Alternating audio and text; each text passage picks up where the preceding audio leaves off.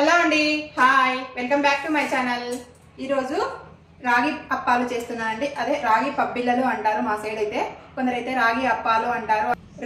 రాగి పప్పిళ్ళల కోసం ముందుగా పల్లీలను వేయించి పెట్టుకున్నానండి. వాటిలో వేసుకోవడానికి నేను వాటిని ఒక 2 గుప్పిళ్ళు వేయించుకున్నానండి. గుప్పిళ్ళతో 2 గుప్పిళ్ళు అనమాట. ఈ పల్లీలను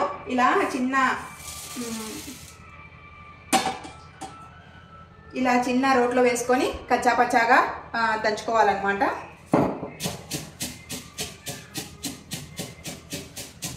ఇలా కచ్చాపచ్చాగా దంచుకోవాలి.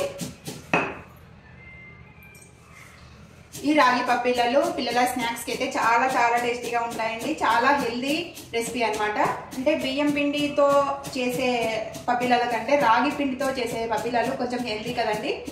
అందులో రాగులు వాడుతూ ఉన్నాం. రాగులు మన హెల్త్కి మంచిది. అలాగనే రాగుల్లో కాల్షియం అన్నీ ఎక్కువగా ఉంటాయి కాబట్టి రాగి పిండితో రాగి అప్పాలు చేస్తున్నాను అనమాట. ఇలా పల్లీలను కొంచెం కచ్చాపచ్చాగా దంచుకోవాలి. చూడండి, ఇలా కచ్చాపచ్చాగా దంచుకుంటే సరిపోతుంది. ఇంకా మనం ప్రాసెస్లోకి వెళ్ళిపోదాం. ముందుగా ఇక్కడ బాండీ పెట్టేసాను. బాండీలో ఆయిల్ వేసుకుంటే మనకు వేడి అవుతూ ఉంటుంది. చూడండి, ఆయిల్ వేస్తున్నాను డీప్ ఫ్రై కోసం. రాగి అప్పాల కోసం, అదే రాగి పప్పిళ్ళ కోసం వాటర్ వేడి చేసుకోవాలండి మనం పిండి కలుపుకోవడానికి. అందుకోసం ఇంకొక సైడ్ నేను ఇక్కడ వాటర్ని వేడి చేసుకుంటున్నాను. అది కూడా వేడి అవుతూ ఉంటుంది. చూడండి, రాగి పప్పిళ్ళ కోసం నేను ఇక్కడ 2 ఆనియన్స్ సన్న ముక్కలా కట్ చేసుకుని పక్కన పెట్టేసుకున్నాను. అలాగే ఒక 5-6 పచ్చిమిర్చిని కూడా ఇలా సన్న ముక్కలా కట్ చేసుకున్నాను. అలాగే కరివేపాకును కూడా, పచ్చి కరివేపాకును ఇలా సన్న ముక్కలా కట్ చేసుకొని పక్కన పెట్టేసుకున్నాను. తర్వాత ఒక బౌల్ తీసుకొని మనం ఇందులో ఫస్ట్ 1 కప్పు వేస్తున్నాను రాగి పిండిని. ఇక్కడ నేను 2 కప్పుల రాగి పిండిని వేసాను. 2 కప్పుల రాగి పిండికి 1/2 కప్పు బియ్యం పిండిని యాడ్ చేస్తున్నాను. చూడండి, 1/2 కప్పు బియ్యం పిండిని యాడ్ చేస్తున్నాను. ఇవి వేసుకున్న తర్వాత చూడండి, 2 టేబుల్ స్పూన్ల ఆయిల్ వేసుకుంటున్నాను. ఫస్ట్ ఆయిల్ వేసుకొని బాగా కలుపుకోవాలన్నమాట వీటిని.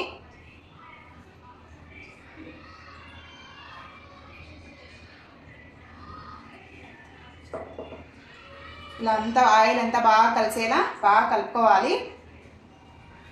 బాగా కలుపుకున్నాం కదండి. ఇప్పుడు మనం కచ్చాపచ్చాగా దంచుకున్నటువంటి పల్లీలను కూడా యాడ్ చేస్తున్నాను. ఈ పల్లీలు వీటిలో ఎంత ఎక్కువగా ఉంటే అంత బాగా టేస్ట్ వస్తాయండి. అందుకే నేను 2 గుప్పిళ్ళు బాగా వేయించి పొడి కొట్టుకున్నాను అనమాట. అదే కచ్చాపచ్చాగా ఒక్కలొక్కలుగా దంచుకున్నాను అనమాట. వీటిని కూడా కలుపుకున్న తర్వాత ఇప్పుడు మనం ఇందులో ముక్కలుగా కట్ చేసుకున్నటువంటి కరివేపాకును, అలాగనే పచ్చిమిర్చిని, అలాగనే ఆనియన్స్ని కూడా యాడ్ చేస్తున్నాను. ఇవన్నీ వేసుకున్న తర్వాత ఫస్ట్ వీటిని బాగా కలుపుకోవాలి. ఇలా అంటే ఆనియన్స్ నలిగేలా కొద్దిగా ఇలా బాగా కలిసేలా వీటిలో బాగా నలుపుకుంటూ మనం వీటిని కలుపుకోవాలన్నమాట.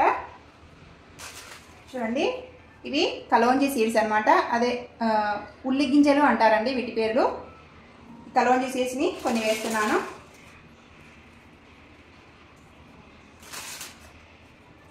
అదే 2 టేబుల్ స్పూన్లు వేసాను అనమాట కలోంజీ సీడ్స్. రుచికి తగినట్టుగా సాల్ట్ని యాడ్ చేస్తున్నాను.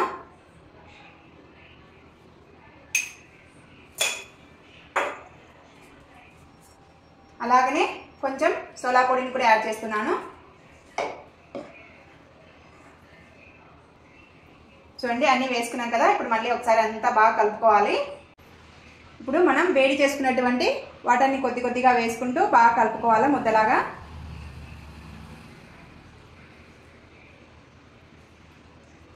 అన్ని వాటర్ ఒకేసారి వేసి కలపకండి, ఎందుకంటే ముద్దలాగా అయిపోతుంది. మనం పప్పిలా చేయడానికి రాదనమాట. అందుకోసం కొద్దిగా వాటర్ వేసుకుంటూ ఇలా గరిటతో కలుపుకోండి. ఫస్ట్ కాలుతూ ఉంటాయి కదా వాటరు. చూడండి, ఇలా ముద్దలాగా కలుపుకోవాలా. మనము ముద్దలాగా కలుపుకోవాలి. ఎంత ముద్దలాగా బాగా వచ్చిందో చూడండి. వేడి వాటర్ పోసుకున్నాం కదా, అందుకోసం. ఇంకా వీటిని పప్పిళ్ళలాగా చేసేసి డీప్ ఫ్రై చేసుకోవడమే అనమాట. ఆ ప్రాసెస్ చూపిస్తాను చూడండి. చూడండి, నేను నా దగ్గర బటర్ పేపర్ లేక ఇక్కడ కవర్ తీసుకున్నాను అనమాట.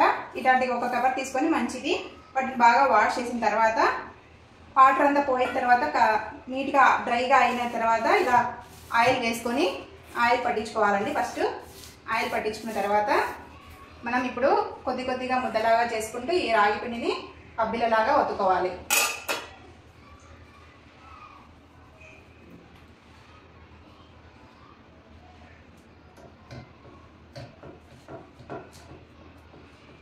చూడండి, ఇలా పబ్బిలలాగా బాగా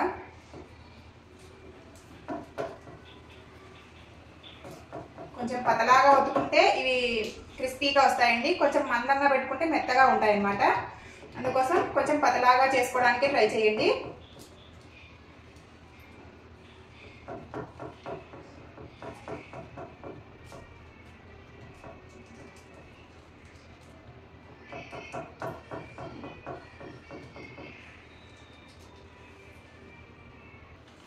చూడండి, పబ్బిల్లా రెడీ అయిపోయింది. మనకి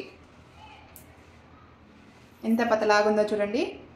ఇవేం మందం మేము చేసుకుంటే మనం చాలా బాగా వస్తుంది అనమాట. ఇలా అన్నీ ఒకసారి చేసి పెట్టుకొని మళ్ళీ డీప్ ఫ్రై చేసుకోవాలి. ఇలా మనకు రౌండ్గా రావాలంటే ఇలా అనుకుంటూ చేసుకోవాలి. అప్పుడు మనకు రౌండ్గా వస్తుంది పబ్బిల్లా అనేది.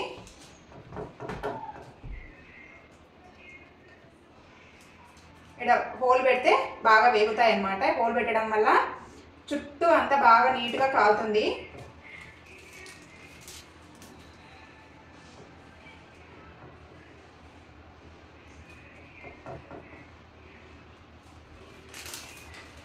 చూడండి, రెడీ అయిపోయింది. ఇలా అన్నీ రెడీ చేసుకొని తర్వాత కాల్చుకుందాం. చూడండి, 4 పబ్బీలను చేసాం కదా, 4 డీప్ ఫ్రై చేసి చూపిస్తాను. చూడండి, ఆయిల్ అనేది వేడైపోయింది. ఇప్పుడు మనము ఒక్కొక్కటిగా వేసుకుంటూ పబ్బీలని వేయించుకుందాము.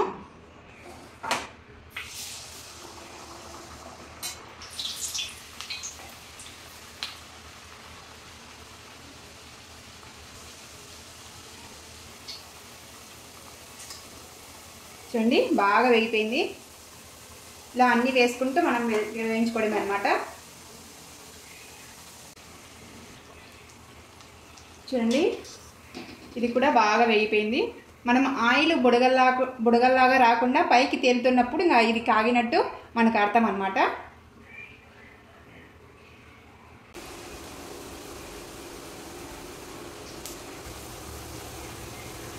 చూడండి, అన్నీ ఇలా బాగా ఎర్రగా కాలేటట్టుగా కాల్చుకోవాలన్నమాట.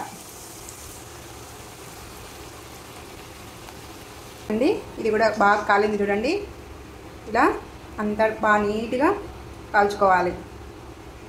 చూడండి, అన్నింటినీ ఇలా ఎంత బాగా కాల్చుకున్నానో చూడండి. నీట్గా పలపల అనే వరకు బాగా కాలాయి. చూడండి ఎంత బాగా ఇలా అన్నింటినీ కాల్చుకోవాలని. చూడండి, రాగి పబ్బిళ్ళలు రెడీ అయిపోయినాయి. చాలా చాలా టేస్టీగా ఉన్నాయండి. బాగా క్రిస్పీగా బాగా అంటే నోట్లో పెట్టుగానే కరకరా అనుకుంటూ వెళ్తున్నాయండి. చూడండి, సూపర్గా ఉన్నాయి. పిల్లల స్నాక్స్లోకైనా కానీ చాలా చాలా ఈవినింగ్ స్నాక్స్లోకైనా కానీ చాలా టేస్టీగా ఉంటాయండి. పిల్లలకు ఒక వారం పాటు మనకు స్నాక్స్లోకి రెడీగా ఉంటాయి. మీరు ఒకవేళ ఎక్కువ రోజు నిల్వ ఉండాలనుకుంటే ఆనియన్స్ అనేవి కొద్దిగా తగ్గించుకొని వేసుకోండి. ఎందుకంటే ఆనియన్స్ వేస్తే వాటిలోని వాటర్తో ఇవి చెడిపోతాయి అన్నమాట. అందుకనేసి ఆనియన్స్ తక్కువ వేసుకోవడానికి ట్రై చేయండి. ఎక్కువ రోజు నిల్వ ఉండాలంటే ఒట్టి ప్లెయిన్గా అయినా చేసుకోవచ్చు. ఇంకా కారం పొడి, మనము ఒకవేళ కారం తగ్గిందనుకోండి కారం పొడి ఇలాంటివన్నీ యాడ్ చేసుకుంటూ మనం ఈ పబ్బిలాన్ని చేసుకోవచ్చు అనమాట. చాలా ఈజీ ప్రాసెస్లో చేసుకోవచ్చు. వీడియో నచ్చితే లైక్, షేర్, సబ్స్క్రైబ్ చేసుకోండి. మా ఛానల్ని ఆదరించండి. ఇలా మంచి మంచి వీడియోస్ మీకు అందిస్తాను. Thank you for watching.